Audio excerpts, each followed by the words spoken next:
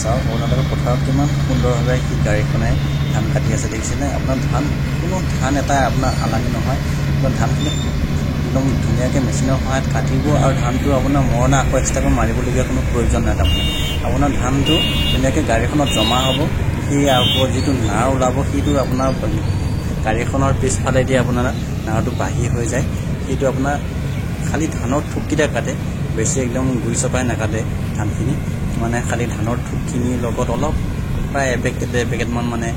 জোখা ইমানখিনিমান মানে খালি নাৰৰ সৈতে কাটা যায় আৰু সেই বাকী অলাগতীয়া নাৰখিনি মানে পিছফালেদি মেচিনৰ সহায়ত সেই নাৰখিনি ধুনীয়াকৈ বাহিৰ ওলাই যায় আৰু ধানখিনি গাড়ীখনত জমা হৈ যায় আপোনালোকক মই দেখাম আপোনালোকে চাই থাকিব আৰু ধানখিনি কেনেকৈ পিছত গাড়ীত ভৰাব পাৰি যদি আপোনালোকৰ পথাৰ দূৰত আছে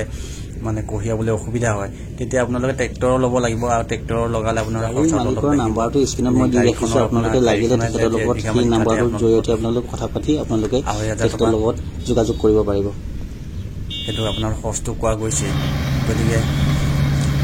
যদি আপোনালোকৰ ট্ৰেক্টৰ লগায় ট্ৰেক্টৰৰ খৰচটো এক্সট্ৰা আহিব সেইকাৰণে আপোনালোকৰ যদি মাটি যদি ৰাস্তাৰ কিনাৰতে হয় তেতিয়াহ'লে আপোনালোকৰ খৰচ হ'ব 1 বিঘা মাটি আপোনালোকে 8,000 টকা এটা খৰচ কৰিলে আপোনালোকে সুন্দৰকৈ কাটিব পাৰিব আৰু যিহেতু হাজিৰা মানুহ আজিকালি পাবলৈ অভাৱ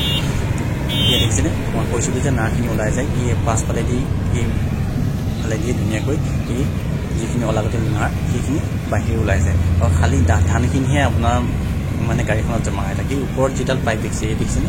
এই পাইপডালৰ সহায়ত এয়া চাওক আপোনালোকে কি সুন্দৰকৈ একদম ট্ৰেক্টৰখন লগাই দিছে আচলতে এইখিনি ধানখিনি ৰাস্তাৰ পৰা অলপ দূৰত আছে সেইকাৰণে মানে ট্ৰেক্টৰ লগাব লগা হৈছে যদি ৰাস্তাৰ ওচৰতে হয় তেতিয়াহ'লে আপোনালোকে ট্ৰেক্টৰৰ খৰচ প্ৰয়োজন নাই আপোনালোকে ডাইৰেক্ট আপোনালোকৰ বস্তাত বা চটি পাৰি তাত ধানখিনি ধুনীয়াকৈ লোড কৰিব পাৰিব